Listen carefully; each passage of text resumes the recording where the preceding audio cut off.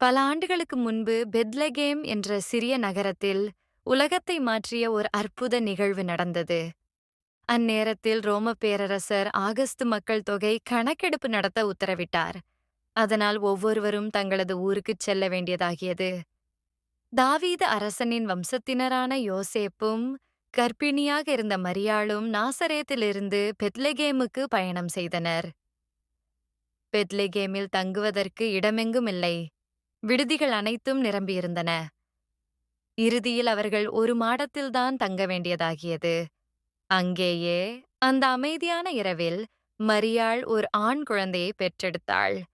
அந்த குழந்தையே இயேசு. அவள் அவரை துணியில் சுற்றி மாட்டுத் தொட்டிலில் படுக்க வைத்தாள். அந்த எளிய இடத்தில் பிறந்தாலும் அவர் உலகத்தின் இரட்சகராக வரப்போகிறார் என்பது யாருக்கும் அப்பொழுது தெரியவில்லை. அருகிலிருந்த மேய்ப்பர்கள் வயலில் ஆடுகளை காத்துக் கொண்டிருந்தார்கள். திடீரென கர்த்தருடைய தூதன் அவர்களுக்கு தோன்றி, பயப்படாதீர்கள், இன்று தாவீது நகரத்தில் உங்களுக்காக ஒரு இரட்சகர் பிறந்திருக்கிறார் என்று அறிவித்தான். வானத்தில் தேவதூதர்கள் தோன்றி தேவனை புகழ்ந்து பாடினர். இதைக் கேட்ட மேய்ப்பர்கள் விரைந்து வந்து மாட்டுத் தொட்டிலில் கிடந்த குழந்தை இயேசுவைக் கண்டு மகிழ்ந்தார்கள். கிழக்கிலிருந்து ஞானிகள் ஒரு விசேஷ நட்சத்திரத்தை பின்தொடர்ந்து வந்தனர். அவர்கள் இயேசுவை வணங்கி தங்கம், தூபம், வெள்ளைப்போளி ஆகிய பரிசுகளை அளித்தனர். இவ்வாறு தாழ்மையுடனும் அன்புடனும் இயேசுவின் பிறப்பு நிகழ்ந்தது. இந்த பிறப்பு அன்பு, சமாதானம், மன்னிப்பு ஆகியவற்றின் செய்தியை உலகமெங்கும் பரப்பும் தொடக்கமாக அமைந்தது. இன்றும் இயேசு பிறந்த கதை மனிதர்களின் இதயங்களில் நம்பிக்கையின் ஒளியை ஏற்றுகிறது.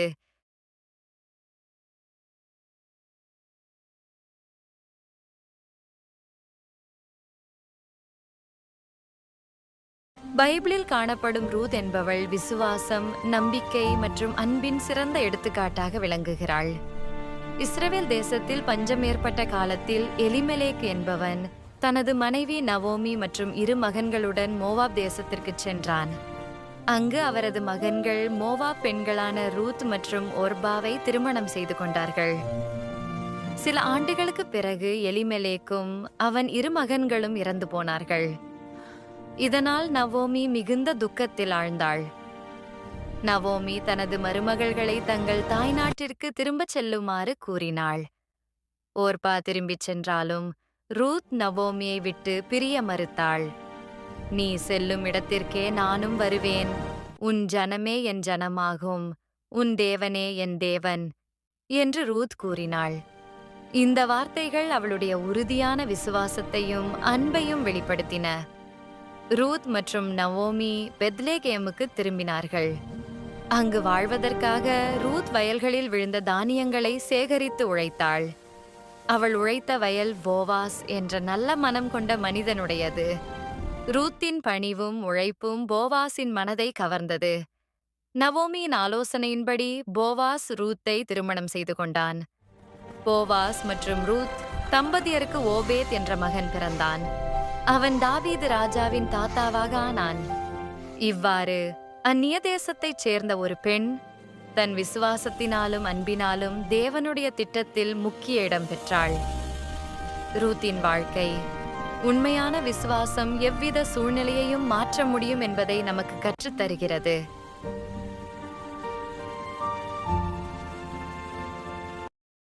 யோபு என்பவர் வேதாகமத்தில் குறிப்பிடப்படும் மிக முக்கியமான விசுவாச மனிதர்களில் ஒருவராக இருந்தார். அவர் ஊஸ் தேசத்தில் வாழ்ந்தார். யோபு தேவனை மிகுந்த பயபக்தியுடன் அஞ்சியும் நீதியுடனும் நேர்மையுடனும் வாழ்ந்தார். தீமையை விட்டு விலகி நல்லதைச் செய்தவர் என்று வேதாகமம் அவரை பற்றி சாட்சியளிக்கிறது.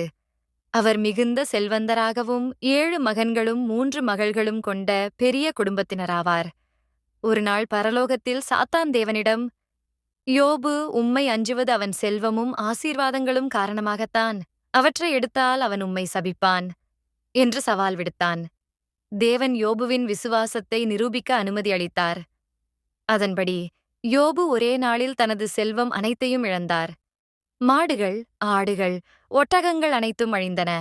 அதைவிட பெரிய துன்பமாக அவரது 10 பிள்ளைகளும் மரணமடைந்தனர். இவ்வளவு துயரங்களிலும் யோபு தேவனை சபிக்கவில்லை.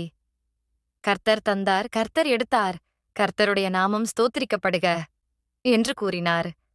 பின்னர் சாத்தான் மீண்டும் அனுமதி பெற்று யோபுவை கடுமையான சரும நோயால் தாக்கினான். தலை முதல் கால் வரை புண்கள் ஏற்பட்டன. அவரது மனைவியே கூட தேவனை சபித்து இறந்து போ என்று சொன்னாள். ஆனால் யோபு அதையும் மறுத்தார். யோபுவின் நண்பர்கள் வந்து அவரை ஆறுதல் சொல்லாமல் அவன் பாவம் செய்ததால்தான் இத்துன்பங்கள் வந்தன என்று குற்றம் சாட்டினர். யோபு தன் குற்றமின்மையை தேவனிடம் முறையிட்டார். இறுதியில் தேவன் யோபுவிடம் பேசினார். தன் மகத்துவத்தையும் ஞானத்தையும் வெளிப்படுத்தினார். யோபு தன் சிறுமையை உணர்ந்து மனந்திரும்பினார். அப்பொழுது தேவன் யோபுவின் வாழ்க்கையை மீட்டார். அவர் இழந்ததை விட இரட்டிப்பு ஆசீர்வாதங்களை அளித்தார். புதிய பிள்ளைகள், அதிகமான செல்வம், நீண்ட ஆயுள் ஆகியவற்றை தந்தார். யோபுவின் வாழ்க்கை துன்பங்களிலும் தேவனை நம்பி நிலைத்திருப்பது எவ்வளவு முக்கியம் என்பதை மனிதருக்கு கற்றுக் கொடுக்கும் ஒரு மிகச் சிறந்த எடுத்துக்காட்டாக உள்ளது.